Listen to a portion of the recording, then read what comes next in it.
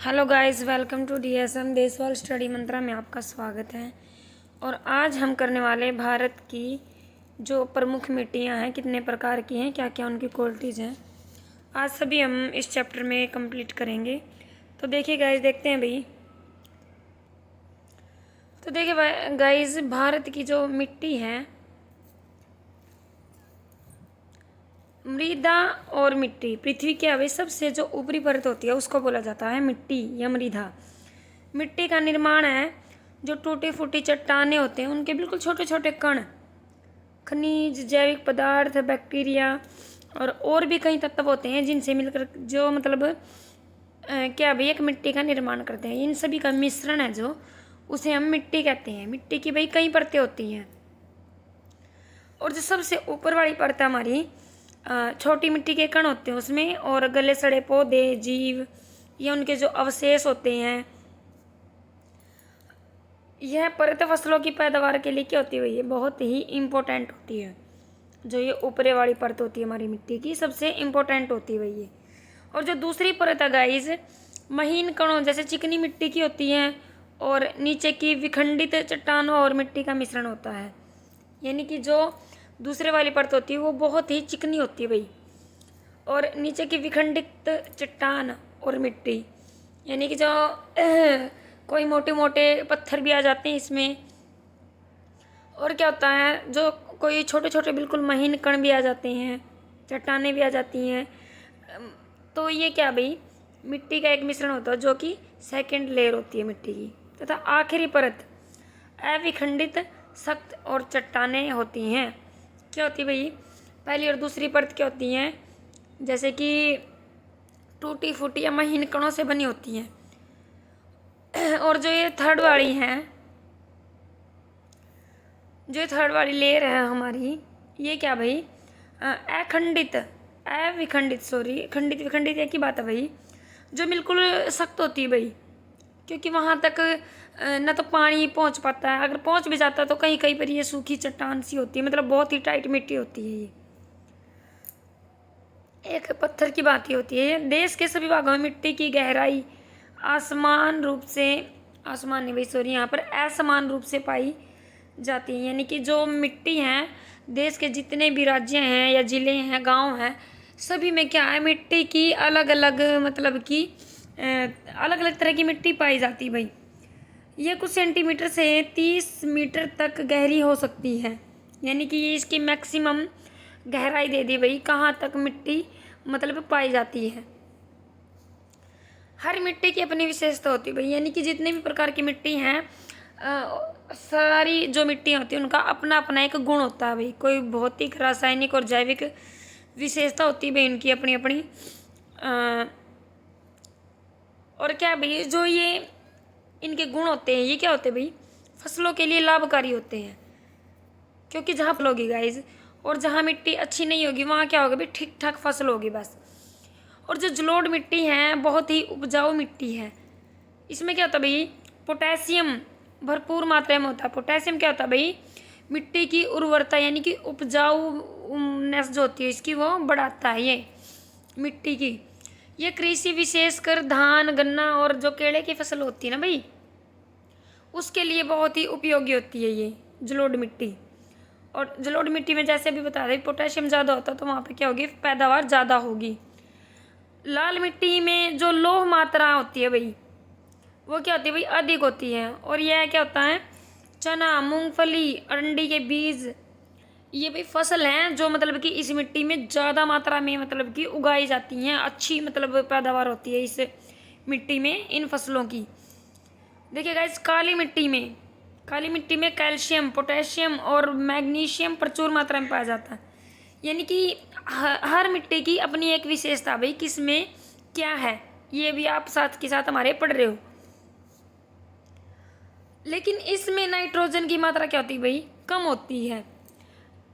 तो इसमें कौन कौन सी पैदावार है भाई, कपास है, तंबाकू है, मिर्च, तिलहन, जवार, रागी, मकई, यानी कि ये जो फसलें होती हैं इसमें बहुत ही प्रचुर मात्रा में होती है, ज़्यादा मात्रा में होती हैं।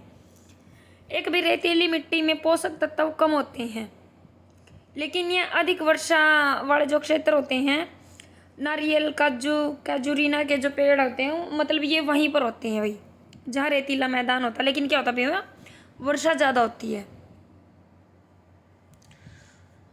देखिए गाइस, भारतीय कृषि अनुसंधान, Indian council of agriculture research, ICAR, आईकार का मुख्यालय भाई नई दिल्ली में है। भाई कई बार जो ये भारतीय कृषि अनुसंधान परिषद है इसकी फुल फॉर्म पूछ लेता है, तो आप मतलब कि देख लें स्क्रीन पे, याद करें इसको। और इसका जो मुख्यालय है वो कहाँ पर है भाई, दिल्ली में है। मुख्यालय भी कई बार पूछा गया भाई। भारतीय मृदा विज्ञान संस्थान वो कहाँ भाई, भोपाल में है इसका मुख्यालय। Indian institute of soil science. और भाई जो ICAR ने भारत में 8 प्रकार की मिट्टियों की पहचान की है, यानी कि ICAR के मुताबिक कितनी मिट्टी हैं, 8 प्रकार की। देखिए कौन कौन सी भैया 8 प्रकार की। फर्स्ट है पर्वतीय मिट्टी, सेकंड जलोढ़ मिट्टी, काली मिट्टी, लाल मिट्टी, लैटेराइट मिट्टी, मरुस्थलीय मिट्टी, पीट एवं दलदलीय मिट्टी। नेक्स्ट है लास्ट हमारी लवणीय एवं क्षारीय मिट्टी। तो देखिए गाइस, इनकी विशेषता भी बताई जाएगी आपको, और मैंने कुछ हद तक आपको बताया भी है भी किस मिट्टी में कौन से खनिज तत्व ज़्यादा पाए जाते हैं, कौन सी फसल उगाई जाती है। भारत में सर्वाधिक क्षेत्र में पाई जाने वाली 4 प्रकार की मिट्टी। देखिए गाइस, जो भारत में सबसे ज़्यादा मात्रा में पाई जाती है, यानी कि जो भारत के राज्य हैं भी उनमें सबसे ज़्यादा मात्रा में जो मिट्टी पाई गई है उनकी परसेंटेज दिखाई गई आपको। तो देखिए गाइस, भारत में जो जलोढ़ मिट्टी है वो 43% पाई जाती है, और लाल मिट्टी 18%, काली मिट्टी 15%, और जो लैटेराइट मिट्टी है वो है 3.7%। यानी कि आप देख सकते हो भी सबसे ज़्यादा, अगर आपके एग्जाम में पूछ लिया जाए तो भारत में सबसे ज़्यादा कौन सी मिट्टी पाई जाती है, तो आप क्या बोलोगे भी, जलोढ़ मिट्टी 43%। आपको इसका परसेंट भी याद कर लेना है, क्योंकि कई बार अगर पूछ ले तो आप बिल्कुल भी मतलब हिचकिचाओगे नहीं करते हुए, क्योंकि आपको पता होना चाहिए ना ये बातें।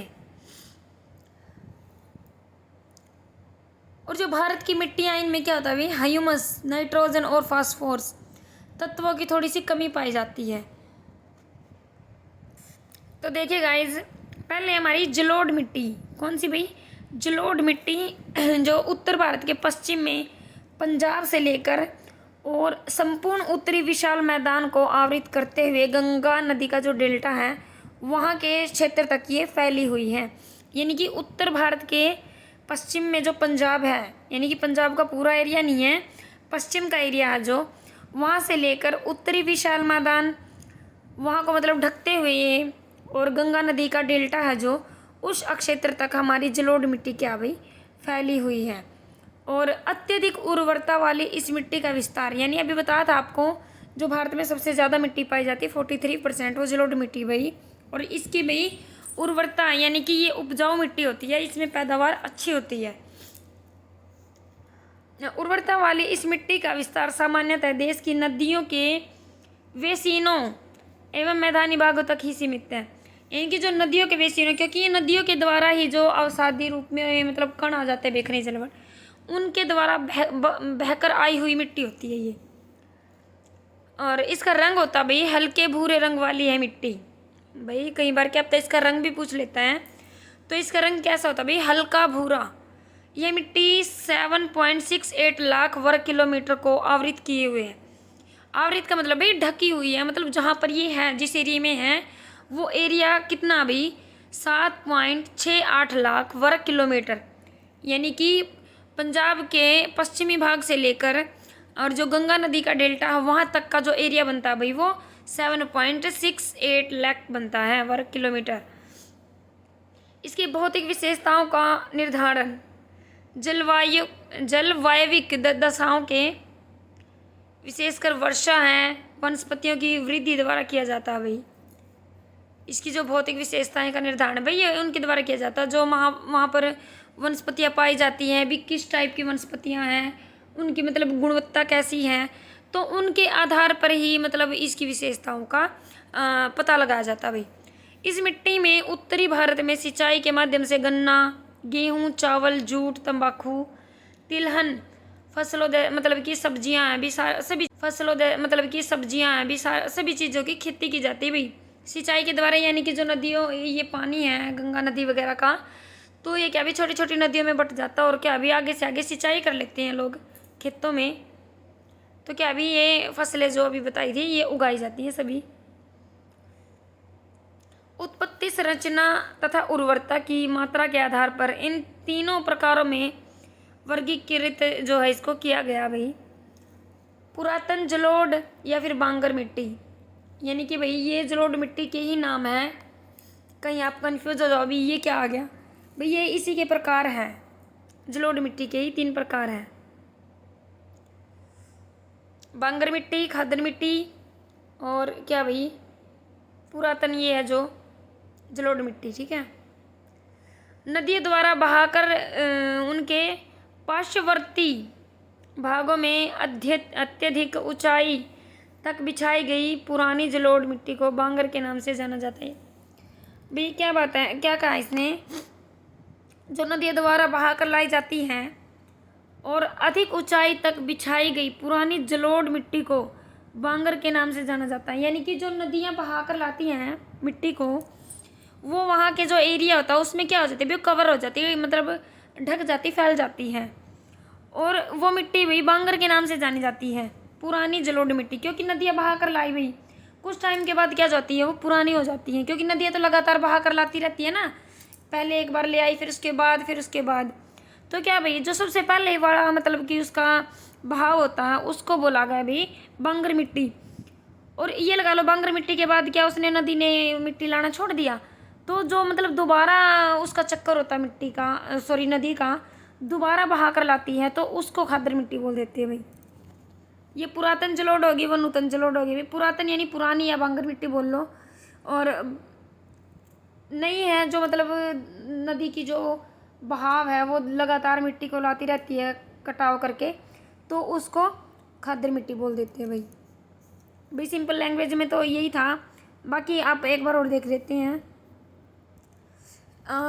नदियों में आने वाली बाढ़ का पानी ऊंचाई के कारण इन पर नहीं पहुंच पाता। देखिए गाइस जो ही बातें आ रही हैं बिल्कुल, नदी जल की प्राप्ति न होने, धरातलीय ऊंचाई एवं जल तल के नीचे होने के कारण उत्तर प्रदेश, पंजाब, हरियाणा, राजस्थान एवं बिहार की काफ़ी मिट्टी ऊसर हो गई है। ऐसी मिट्टी रेह या कलर कहलाती। देखिए गाइस ऊसर हो गई है, यानी कि ये मिट्टी बहुत ही ऊसर गाइस यानी कि जो भी बंजर हो गई है भाई, बंजर हो गई है क्योंकि वहाँ पर जो है लवणों की अधिकता ज़्यादा हो जाती है। जैसे लवण भाई हो गया, सोडियम हो गया जैसे हमारा, तो क्या है भाई इससे वहाँ पर मतलब कि जो पैदावार होती है कम होती है, बंजर भूमि बोल सकते हो आप इसको ऊसर को। तो ये ऐसी मिट्टी क्या होती है भाई, रेह या कलर कहलाती है।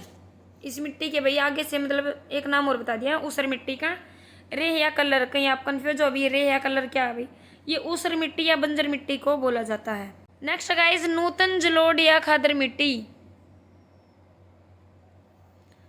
यह मिट्टी नदियों के बाढ़ के मैदानों तक ही सीमित होती है। ये कहाँ तक भी, जो बाढ़ का मैदान है वहाँ तक सीमित हो, जहाँ तक बाढ़ का पानी जाएगा ये मिट्टी भी वहीं तक जाएगी। इसके कण क्या होते हैं, बहुत ही छोटे होते हैं, महीन होते हैं, तथा इसकी जल धारण शक्ति पुरातन जलोढ़ की अपेक्षा अधिक होती है भाई, यानी कि उससे थोड़ी अच्छी होती है भाई इसकी जो क्वालिटी होती है। नदी घाटी में स्थित होने के कारण इस मिट्टी की आवश्यकता सामान्यतः नहीं होती, और ये क्या भाई रबी की फसल के लिए उत्तम मिट्टी मानी गई भी। रबी की फसल मतलब इसमें उगाई जाती है। थर्ड है भाई अति नूतन जलोढ़ मिट्टी। अति नूतन यानी कि सबसे जो नई वाली मिट्टी है उसको बोला गया। इस प्रकार की मिट्टी गंगा, ब्रह्मपुत्र, महानदी, गोदावरी और कृष्णा, कावेरी आदि बड़ी जो नदियां हैं और उसके डेल्टा क्षेत्र में पाई जाती है भाई। ये मिट्टी क्या भी दलदली और नमकीन प्रकृति की होती है, यानी कि जो इसकी क्वालिटी है वो कैसी है भाई, दलदली और नमकीन। इसके कण अत्यधिक बारीक होते हैं, यानी कि बहुत ही ज़्यादा महीन होते हैं। इसमें पोटास, चूना, फास्फोरस, मैग्नीशियम, जीवांशों की क्या भी अधिक समाहित होती है, यानी कि अधिक मात्रा पाई जाती है इसमें अति नूतन जलोढ़ मिट्टी में। इस मिट्टी में क्या भाई गन्ना, जूट और भी कई प्रकार की फसलें जो इसमें उगाई जाती हैं। डेल्टा के उच्च भागों में पुरानी काप मिट्टी पाई जाती है जिसे राड़ कहते हैं। अभी पुरानी काप मिट्टी देखिए ये क्या है, जो डेल्टा के ऊंचे वाले हिस्से होते हैं उसमें पाई जाती है भाई ये पुरानी काप मिट्टी। पुरानी काप मिट्टी को क्या बोलते हैं भाई, राड़ कहते हैं। क्या बताइए, राड़। और उपयुक्त प्रकार की जलोढ़ मिट्टियों का गठन भाई बलुई दोमट से लेकर मृत्तिकामय भाई मृत्तिकामय रूप में पाया जाता है, बलुई दोमट से लेकर। और इसका हल्का भूरा रंग मैंने गाइस बता दिया था आपको स्टार्टिंग में ही भी, इस मिट्टी का रंग कैसा होता है, हल्का भूरा। इस प्रकार की मिट्टी में नाइट्रोजन, फास्फोरस और वनस्पति के अंश कम मात्रा में मिलते हैं तथापि ये बहुत उपजाऊ होती गाइस। निचोड़िए भी ये मिट्टी क्या भाई सबसे उपयोगी मिट्टी हमारी जलोढ़ मिट्टी मानी गई है और इसकी मतलब कि परसेंटेज भी भारत में सबसे ज़्यादा है। तो नेक्स्ट गाइस हमारी लाल मिट्टी। लाल मिट्टी का निर्माण भाई जलवायविक परिवर्तनों के परिणाम स्वरूप रबेदार एवं कायंत्रित सेलों के विघटन व वियोजन से होता है। यानी कि इसका निर्माण कैसे हुआ भाई, जलवायु में जब परिवर्तन होते हैं हमारे उसके कारण, मतलब कि सिंपल लैंग्वेज में भाई उसके कारण इसका निर्माण होता है। हमारी जो लाल मिट्टी होती है विघटन एवं वियोजन से होता है। कायंत्रित सेल होते हैं भाई यानी कि जो परिवर्तित होते रहती हैं सेल्स अपने आप ही, तो उनके विघटन और वियोजन से भाई ये निर्माण होता है लाल मिट्टी का। इस मिट्टी में कपास, गेहूँ, दालें और मोटे अनाजों की जो भी खेती बाड़ी की जाती है। और कहाँ पर पाए जाते हैं भाई ये भी देखिए, इस मिट्टी का विस्तार लगभग 5.18 लाख वर्ग किलोमीटर क्षेत्र में पाया जाता है।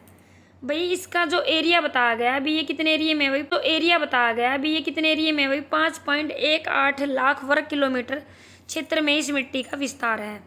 लगभग 2 लाख वर्ग किलोमीटर क्षेत्र है जो विस्तृत ये मिट्टी है भाई आंध्र प्रदेश, मध्य प्रदेश राज्यों के पूर्वी जो भाग हैं, छोटा नागपुर का पठारी क्षेत्र है, पश्चिमी बंगाल के उत्तरी पश्चिमी जिलों में, मेघालय की जो खासी, जयंती और गारो की पहाड़ियाँ ना वहाँ पर, नागालैंड, राजस्थान।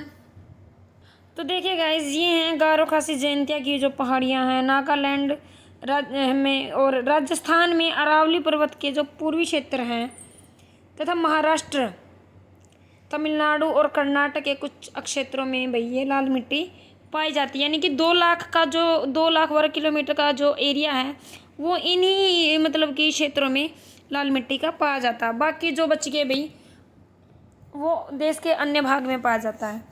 और इसका निर्माण देखिएगा, इस निर्माण कैसे हुआ, इसका निर्माण हुआ भाई ग्रेनाइट सेलों से इसका निर्माण हुआ। इसका रंग भाई भूरा, चॉकलेटी, पीला अथवा काला भी मतलब पाया जाता है भाई। इसके कई तरह के रंग पाए जाते हैं। इसमें छोटे एवं बड़े दोनों प्रकार के कण पाए जाते हैं। यानी कि जलोढ़ मिट्टी में क्या था भाई, बिल्कुल बारीक कण पाए जाते थे और इसमें क्या भाई छोटे और बड़े दोनों प्रकार के कण पाए जाते हैं। छोटे कणों वाली मिट्टी काफ़ी उपजाऊ होती है जबकि बड़े कणों वाली मिट्टी उर्वरताहीन होती है भाई, यानी कि बंजर होती है भाई। पैदावार तो होती है लेकिन भाई कम होती है मतलब कि जलोढ़ मिट्टी के मुकाबले में। इसमें नाइट्रोजन, फास्फोरस तथा जीवाश्मों की कमी मतलब पाई जाती है भाई, जबकि लोह तत्व एल्यूमिना और चूना पर्याप्त मात्रा में पाया जाता है। यानी कि भाई जो मेन इम्पोर्टेंट पार्ट हैं जो खनिज लवण होते हैं नाइट्रोजन, फास्फोरस, जीवाश्म, ये भाई कम मात्रा में पाए जाते हैं इसमें, तो इसलिए भाई इसमें पैदावार थोड़ी कम होती है। भारी ज़्यादा मतलब वर्षा होती ज़्यादा होती है वर्षा। इस मिट्टी का विस्तार मुख्यतः दक्षिणी प्रायद्वीपीय पठार के क्षेत्र हैं जो उच्च भागों में है। यानी कि जो दक्षिण प्रायद्वीप के पठार है वहाँ के जो ऊंचे भाग है ना वहाँ पर ये मिट्टी पाई जाती है भाई। इसके प्रमुख क्षेत्र भाई मध्य प्रदेश, महाराष्ट्र, पूर्वी तथा पश्चिमी घाट पहाड़ों के समीपवर्ती क्षेत्र हैं। बिहार में राजमहल की पहाड़ियाँ हैं और कर्नाटक, केरल, उड़ीसा, असम राज्य के कुछ भाग हैं मतलब जहाँ पर ये मिट्टी ज़्यादा पाई जाती है। मिट्टी का सर्वाधिक विस्तार केरल राज्य में पाया जाता है भाई। कहाँ पाया जाता है भाई, केरला में। देखिए गाइस इसका निर्माण भी देश के 1.5 लाख वर्ग किलोमीटर से अधिक क्षेत्र पर विस्तृत लैटेराइट मिट्टी का निर्माण मानसूनी जलवायु की आर्द्रता एवं शुष्क, आर्द्रता होता है भाई नमी, एवं शुष्कता के क्रमिक परिवर्तन के परिणाम स्वरूप उत्पन्न विशिष्ट परिस्थितियों में होता है। तो इसका निर्माण जो देखो नमी और शुष्कता, आर्द्रता और शुष्कता के आपस में जो मतलब परिवर्तन होते हैं उसके मतलब जो उसका रिजल्ट लगा लो भाई, वो क्या भाई, ये वाली मिट्टी होती है भाई। ठीक है, तो देखिए इस विभिन्नता से निक्षालन के प्रक्रिया अधिक क्रियाशील रहने के कारण सैलों में क्या होता है भाई, सिलिका की मात्रा कम पाई जाती है। क्या पाई जाती है भाई, इसकी मतलब जो प्रक्रिया होती है उसके कारण भाई इसकी सैलों की जो सिलिका होती है उसकी मात्रा कम हो जाती है। सैल है भी टूट फूट से निर्मित होने वाली इस मिट्टी को गहरी लाल या फिर लेटेराइट तथा भूमिगत जल वाली लेटेराइट के रूप में वर्गीकृत किया जाता है भाई। ये मतलब इसके नाम है भाई, लेटेराइट मिट्टी के, भूमिगत जल वाली मिट्टी भी बोल सकते हो इसको आप। गहरी लाल लेटेराइट में लो ऑक्साइडों तथा पोटास की मात्रा अत्यधिक मिलेगी भाई। लेटेराइट लाल के नाम से ही आप समझ जाओगे भी, इसमें लो ऑक्साइडों की मात्रा क्या होगी भाई, ज़्यादा मिलेगी। इसमें उर्वरकता कम होती है भाई, उर्वरकता कम यानी कि इसकी उपजाऊ शक्ति होती है वो कम होती है भाई इस मिट्टी की। लेकिन जो नीचे के भाग होते हैं कुछ खेती की जाती है जहाँ पर सफ़ेद लेटराइट की उर्वरता सबसे कम होती है भाई। क्या होता है यहाँ पर, कम होती है भाई इसकी उर्वरता, यानी कि उपजाऊ होती है जो शक्ति इसकी कम होती है। और केओलिन की अधिकता के कारण इसका रंग सफ़ेद होता है भाई। जो निचले वाले भाग अभी उनमें क्या अभी सफ़ेद लेटराइट बोली जाती है और ऊपर वाले भागों में भी लाल। भूमिगत जल वाली लेटराइट मिट्टी काफ़ी उपजाऊ होती है भाई। भूमिगत जल वाली मिट्टी यानी कि जो भूमि के नीचे होती है भाई पानी में, तो क्या अभी वो उपजाऊ ज़्यादा होती है। क्यों होती है, क्योंकि वर्षा काल में मिट्टी के ऊपरी भाग में स्थित लोट ऑक्साइड जल के साथ घुलकर क्या हो भाई नीचे चले जाती हैं। लोट ऑक्साइड भाई क्या होता है, नीचे चले जाते हैं, जिसके कारण क्या होता है भाई ये मिट्टी उपजाऊ हो जाती है। नेक्स्ट गाइस मरुस्थलीय मिट्टी। मरुस्थलीय मिट्टी का विस्तार भारत के पश्चिमी भाग के जो शुष्क क्षेत्र हैं यानी कि सूखे भाग है भाई, जहाँ पर बारिश कम होती है वहाँ पर मतलब ये मिट्टी पाई जाती है। उदाहरण के लिए भी राजस्थान और इसके आसपास का जो एरिया है भाई। मरुस्थलीय मिट्टी का विस्तार भारत में दक्षिण, इसमें नाइट्रोजन, फास्फोरस और जीवाश्मों की भाई कमी पाई जाती है, जबकि चूना, पोटास, मैग्नीशियम, एल्यूमिनियम, लोहा पर्याप्त मात्रा में इसमें पाया जाता है। यानी कि जो मेन पॉइंट है भाई, मेन तत्व होते हैं नाइट्रोजन, फास्फोरस, जीवाश्म, ये भी इसमें कम होते हैं, तो उसी के हिसाब से इसमें पैदावार होगी भी। जो मतलब कि चूना, पोटास, मैग्नीशियम है ये ज़्यादा मात्रा में पाए जाते हैं। देखिए गाइस कृषि के अनुकूल भाई, मतलब कृषि के लिए मतलब ये कैसी है, उस सतलों पर मिलने वाली काली मिट्टी निचले भागों की काली मिट्टी की अपेक्षा कम उपजाऊ होती है भाई।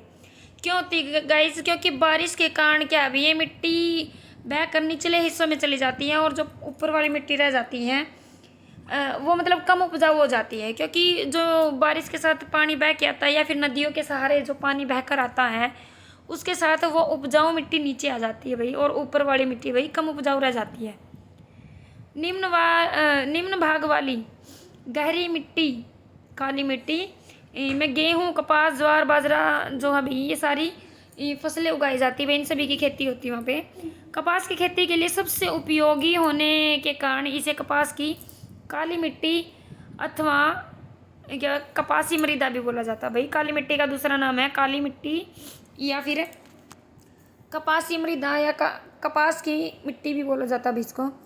इस मिट्टी की जल धारण क्षमता अधिक है, यानी कि जल धारण क्षमता भाई ये पानी ज़्यादा पीती है, इसको प्यास ज़्यादा लगती है, यानी कि एब्जॉर्बेशन ज़्यादा है इसकी। यही कारण है कि ये मिट्टी शुष्क कृषि के लिए अनुकूल है। क्या भाई यहाँ पर मतलब कि जिन फसलों में पानी की मतलब कम यूज होता है ना, जिन फसलों में, वो मतलब फसलें इस मिट्टी में उगाई जाती है भाई। देखिए गाइस नेक्स्ट मिट्टी भाई लेटेराइट मिट्टी। लेटेराइट मिट्टी कहाँ पाई जाती है भाई, ये जो भारत के उष्ण कटिबंधीय प्रदेश है भाई वहाँ पर ये मिट्टी भाई ज़्यादा पाई जाती है। ये मिट्टी भाई क्या है, ऋतुनिष्ठ वर्षा पर होती है भाई। ऋतुनिष्ठ वर्षा भाई जैसे कि मौसम के हिसाब से जो बारिश होती है मतलब उस पर ये डिपेंड होती है भाई मिट्टी। इस मिट्टी का रंग भाई क्या कैसा होता है भाई, लाल। लेटेराइट मिट्टी का रंग होता है भाई लाल, लेकिन ये लाल मिट्टी से थोड़ी सी अलग होती है भाई। ये नहीं है भाई लाल रंग होने के कारण ये मतलब लाल मिट्टी बन गई, ये भाई लेटेराइट मिट्टी ही रहेगी, लेकिन इसका रंग क्या होगा भाई, लाल हो जाएगा। और लाल मिट्टी से मतलब इसकी गुणवत्ता या कोई भी इसके जो मतलब विशेषताएं हैं वो क्या भी अलग होती हैं। ये मिट्टी भाई अम्लीय होती है, जिसका पीएच क्या होता है भाई 4.0 से 5.0 तक होता है इसका पीएच मान होता है। जो लेटराइट मिट्टी कहवा एवं काजू उत्पादन के लिए उपयोगी है, यानी कि इसमें जो पैदावार होती है भाई वो कहवा और काजू की सबसे ज़्यादा मात्रा में होती है। लेटराइट मिट्टी में भाई कपास, चावल, मोटे अनाज, गेहूँ, चाय, कहवा, रबड़ और जो सिनकोना जैसे भी ये मतलब सारी खेती बाड़ी इसी में होती है भी लेटराइट मिट्टी में। और भाई जहाँ पर ये पाई जाती है देखिए, लेटराइट मिट्टी भारी वर्षा और ऊंचे तापमान वाले इलाकों में पाई जाती है भाई। भारी वर्षा और ऊंचे तापमान यानी कि भाई जहाँ पर भारी, तो देखिए गाइज ये है काली मिट्टी। काली मिट्टी को भाई रेगड़ मिट्टी या फिर कपास वाली मिट्टी के नाम से जाना जाता है, क्योंकि इसमें क्या भाई कपास की जो मतलब पैदावार होती है वो सबसे ज़्यादा काली मिट्टी में ही होती है। और काली मिट्टी क्या भाई एक परिपक्व मिट्टी होती है, यानी कि बहुत ही परिपक्व मिट्टी होती भाई जो मतलब कि विकास के जो कई चरण होते हैं, कई स्टेज होती हैं, उनसे गुजर चुकी होती है ये मिट्टी। जैसे एक्सपीरियंस्ड मिट्टी बोल सकते हो भी इसको। जो मुख्यतः कहाँ पाई जाती है भाई दक्षिणी प्रायद्वीपीय पठार के लावा क्षेत्र में ये पाई जाती है भाई। जो दक्षिण के प्रायद्वीप के पठार है वहाँ पर पाई जाती है भाई ये। इसका निर्माण चट्टानों के दो वर्ग है भाई, दक्कन ट्रैप और लोहमैनीस और शिस्ट, इनसे बना भाई। जो क्या ये दक्कन ट्रैप में लोहमैनीस और शिस्ट से इसका निर्माण हुआ भाई। ये मिट्टी भारत के कछारी भागों में मुख्य रूप से पाई जाती है। जो भारत के कछारी हिस्से हैं भाई उनमें मिट्टी मतलब अधिक मात्रा में पाई जाती है भाई। ये कच्छों के निकट लगते हैं भाई, इसको बोला जाता है कछारी भागों में। और कहाँ पर पाई जाती है भाई देखिए इसका एरिया 5 लाख वर्ग किलोमीटर क्षेत्र में ये मिट्टी भाई 100 से 250 यानी कि 250 उत्तरी अक्षांश और 730 से 800 पूर्वी देशांतर के बीच में ये मिट्टी भाई पाई जाती है, यानी कि ये लगभग इसका एरिया 5 लाख वर्ग किलोमीटर के आसपास है भाई। ये मिट्टी गुजरात, महाराष्ट्र राज्य के जो अधिकांश भाग हैं हिस्से हैं उनमें पाई जाती है भाई। मध्य प्रदेश के पश्चिमी क्षेत्र में, उड़ीसा के दक्षिणी क्षेत्र में और कर्नाटक राज्य के उत्तरी जो क्षेत्र हैं या ज़िले हैं वहाँ पर ये पाई जाती हैं। आंध्र प्रदेश के भी दक्षिणी क्षेत्र में है और कर्नाटक राज्य के उत्तरी जो ज़िले हैं, कर्नाटक के कौन से भाई उत्तरी ज़िले हैं जो उत्तर दिशा की ओर मतलब आते हैं, उनमें पाई जाती है भाई ये मिट्टी। और आंध्र प्रदेश के दक्षिणी और समुद्री तट यानी कि जो समुद्र के नज़दीक लगते हैं भाई इससे भाग, उनमें मिट्टी मतलब ज़्यादा पाई जाती है। तमिलनाडु के सलेम और रामनाथपुरम, कोयम्बटूर तथा कोयम्बटूर, तिरनलवैली इस राजस्थान के जो बूंदी तथा टोंक आदि मतलब जो ज़िले हैं इनमें मतलब ये पाई जाती है भाई जो हमारी मिट्टी हैं। और 5.5 लाख वर्ग किलोमीटर जो इसका एरिया है जहाँ पर ये मतलब कि विस्तृत है। और भाई देखो इसका निर्माण कैसे हुआ भाई।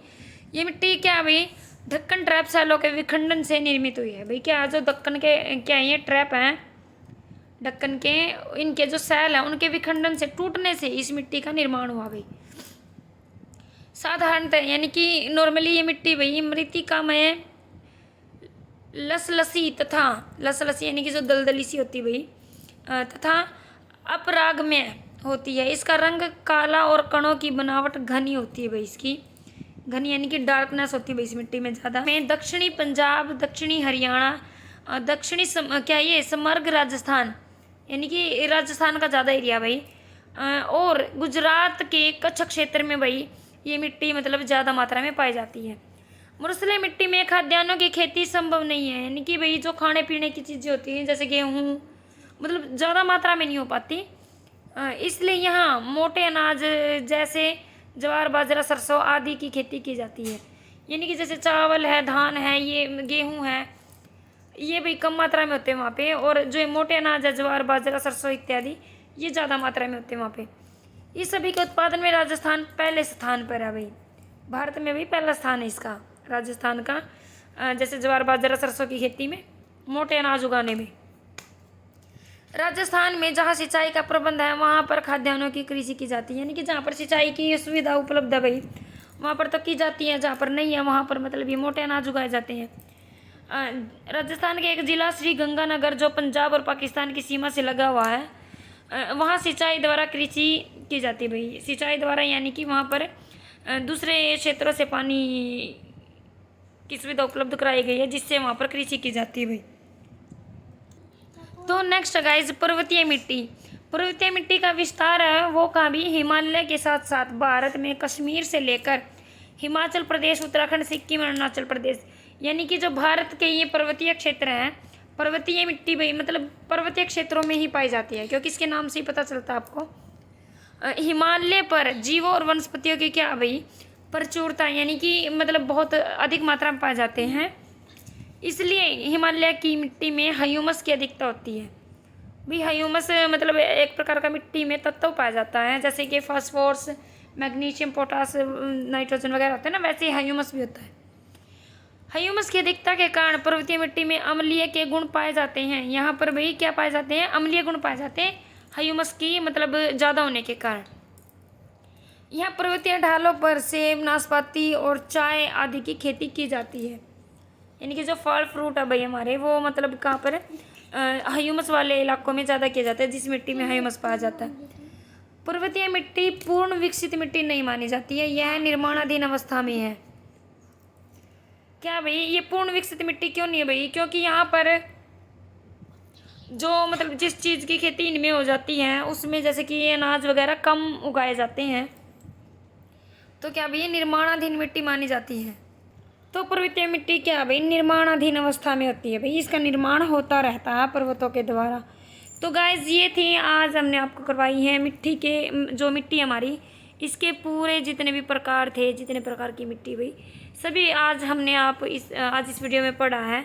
तो गाइज अगर वीडियो अच्छी लगे तो लाइक शेयर सब्सक्राइब करना बिल्कुल ना भूले और ध्यान से अगर चैनल पर नए हैं